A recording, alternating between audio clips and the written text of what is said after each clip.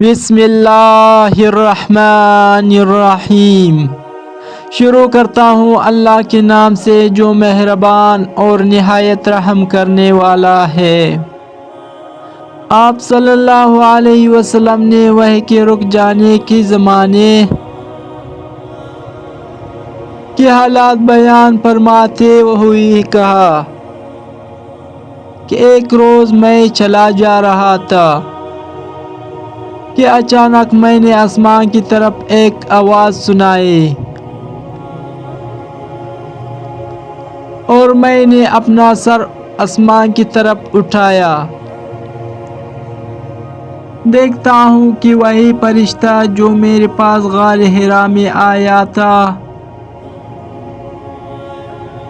وہ آسمان و زمین کے بیچ میں ایک کرسی پر بیٹھا ہوا ہے۔ میں اس سے ڈر گیا اور گھر آنے پر میں نے پھر کمبل اوڑھنے کی خواہش ظاہر کی۔ اس وقت اللہ پاک کی طرف سے یہ آیات نازل ہوئی: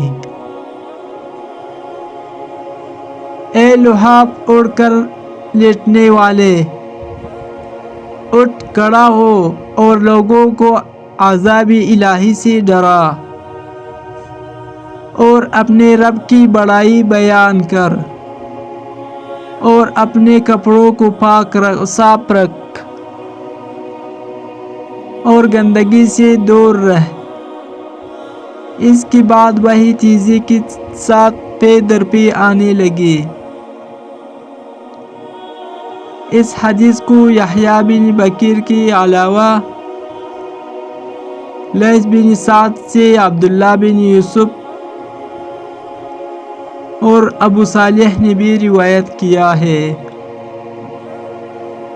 اور عاقل کے علاوہ زہرا سے ہلال بن رواد نے بھی روایت کیا ہے۔